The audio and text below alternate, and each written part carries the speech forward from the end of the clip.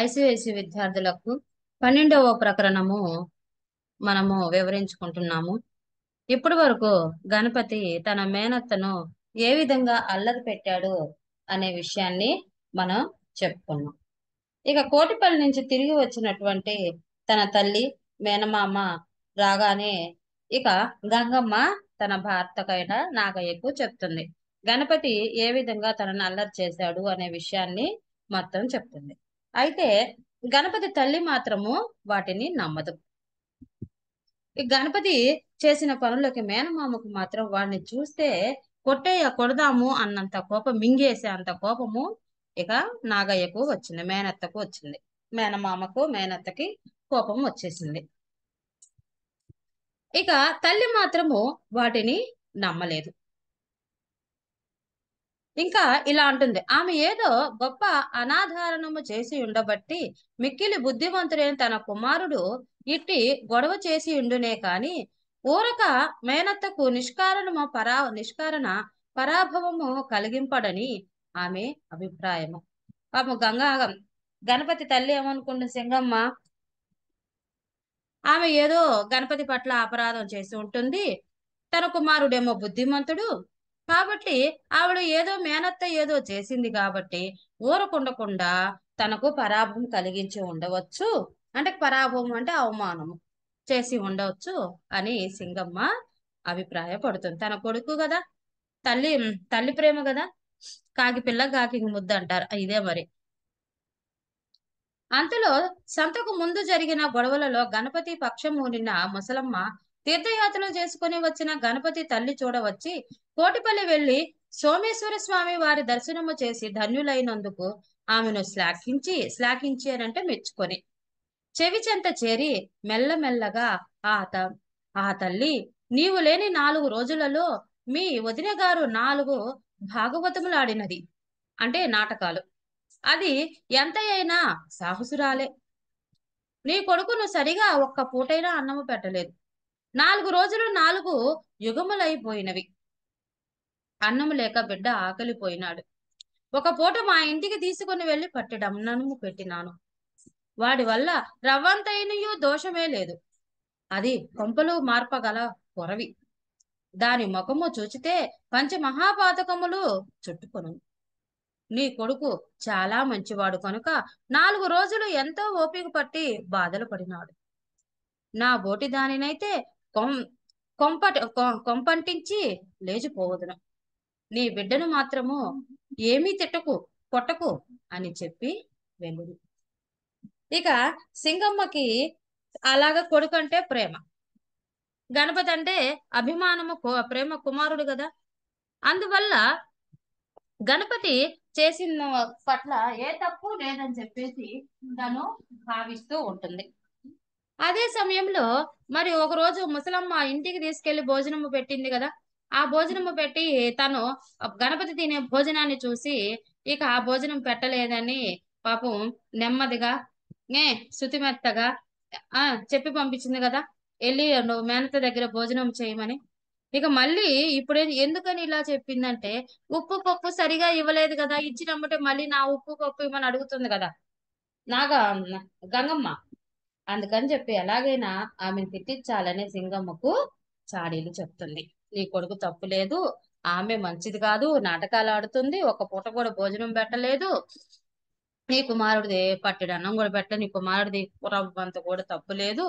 దాని ముఖం చూస్తే అంటే మహాపాతకాలు అంటుకుంటాయి. పంచమహాపాతకాలు అని అంటే మనం తాగిన, ఇతరులని అవమానించిన, అంటే డ్రింక్ అనమాట, సారా అలాగా, అవి తాగిన, మాంసం తిన్నా, అలాగే గురువులను దూషించిన, తల్లిదండ్రులను బాధ పెట్టిన, ఇవన్నీ పంచమహాపాతకాలు. దేవుణ్ణి నిందించిన, ఇవి పంచమహాపాతకాలు. అవి చుట్టుకుంటాయి ఆమె మొహం చూస్తే అని ఈ ముసలమ్మ నీ కుమారుడు మంచివాడు ఓపికతో ఉన్నాడని చెప్పేసి లేనిపోని అబద్ధాలన్నీ కూడా చెప్పి నీ కుమారుని కొట్టకు తిట్టకని చెప్పి వెళ్ళిపోతుంది ఆ ముసలామె. తాను పడిన అభిప్రాయమే సరైనదని తన కుమారుడు నిర్దోషి అని ఆమె మరియు దృఢముగా నమ్మెను. ఆమె ఏం చేసింది, తన అభిమానము మంచిదే, తన అభిప్రాయము ఇక నేను తను అనుకున్న ఆలోచన మంచిదే, తన కుమారుడికి నిర్దోషి అంటే ఏ పాపము చేయలేదు, దో దోషి కాదు అని నమ్మి గట్టిగా దృఢముగా అంటే గట్టిగా నమ్మిందట. మేనమామ గణపతి మీద మహాగ్రహము కలిగి ఇల్లెగిరిపోవునట్లు కేకలు వేయచొచ్చెను. ఈ వృత్తాంతం తన మిత్రుని వలన విని గణపతి ఆ పూట ఇంటికి ఇంటికి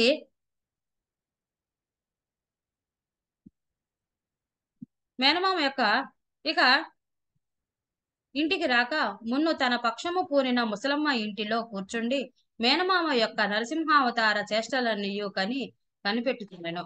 అతడిక్కడున్న వార్త ఆ ముసలమ్మ తల్లి ఎకరువు చేయగా ఆమె వచ్చి కొడుకును కౌగులించుకొని గట్టిగా ఏడ్చిన పక్షమున తన సోదరునికి వినపడునని శంకించి మెల్లగా ఏడ్చెను.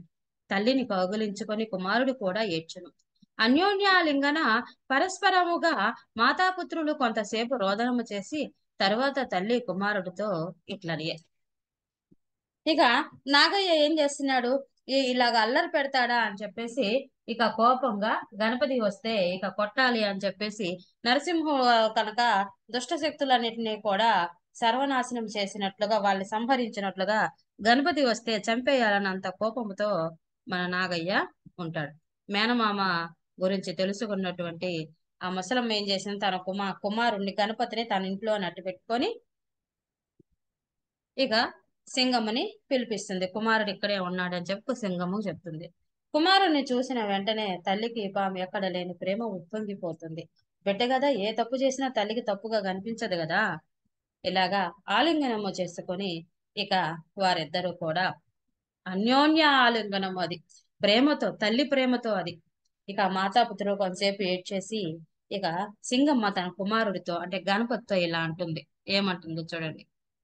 నాయన, నీకెంత కష్టమో వచ్చిందిరా, అన్నము లేక నీవెంత మలమల మాడిపోయినావో, నీకెంత ఆకలైనదో, అలాంటప్పుడు నన్ను తలచుకొని నీవెంత ఏడ్చినావో. నీవు వగలాడి కొంచెమైన జాలి లేక పెనిమిడితో నువ్వు అడ్డమైన మాటలన్నావని చెప్పినది. దాని వలలో పడిపోయి వాడు నిన్ను చంపివేయాలని ఉన్నాడు. నేనేమి చేతునురా తండ్రి అన్నప్పుడు గణపతి తల్లితో ఇట్లా అన్నాడు.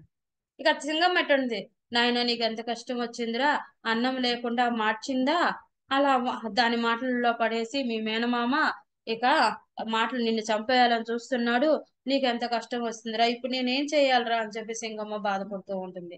అప్పుడు తల్లితో గణపతి ఈ విధంగా అంటాడు. అమ్మా, విచారించకు, నా వల్ల లోపము లేదు. మామయ్య పెండ్లాము చెప్పిన మాటలు తథ్యముగా గ్రహించి తథ్యముగా అంటే వెంటనే గ్రహించి నా మీద గంతులు వేయుచున్నాడు. ఆడదాని మాటలు విని నన్ను చావగొట్టుటకు సిద్ధమగుచున్నాడు.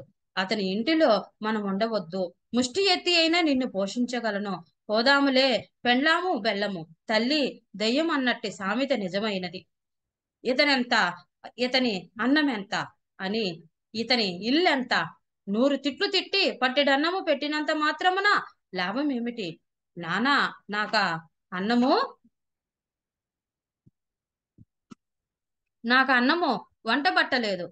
రేపుదయం వెళ్ళిపోదాములే అన్నప్పుడు ఆమె, నాయన తొందరపడకు, మామయ్యతో మనకెన్నో పనులున్నవి, అతని దగ్గర పిల్ల ఉన్నది, పెండ్లాముకి ఇష్టము లేకపోయినప్పటికీ అతని ఎలాగో మెడలు వంచి పిల్లను మనము చేసుకొనవలెను.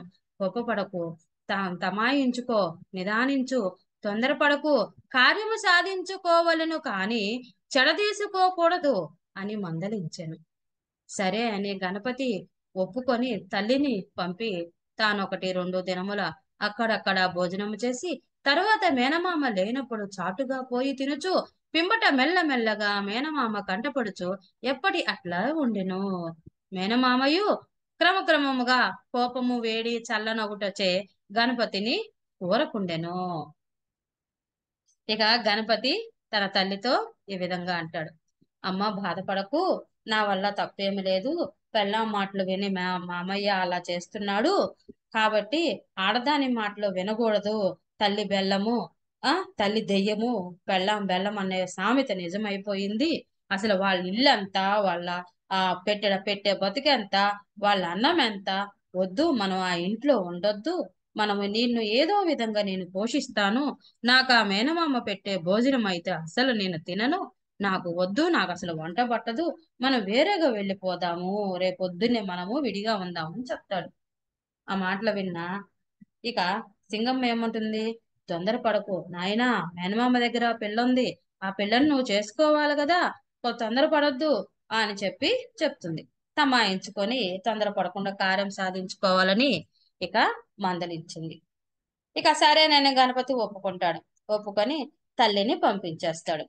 ఇక తను అక్కడ ముసలమ్మ దగ్గర ఒక రోజు, తన స్నేహితుల దగ్గర ఒక రోజు, అలాగ 2, 3 రోజులు అలాగ తిరిగేసి, 4వ రోజు ఎవరికి మేనమామ లేని సమయంలో వెళ్ళేసి ఇంట్లో భోజనం చేయటం ప్రారంభించాడు.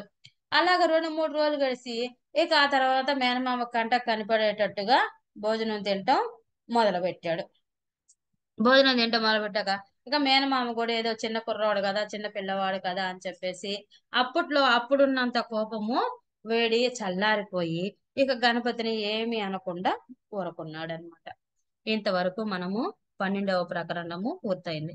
13వ ప్రకరణము రేపు మనము మరలా చెప్పుకుందాం. సబ్స్క్రైబ్ చేయని వాళ్ళందరూ కూడా సబ్స్క్రైబ్ చేయండి అమ్మా.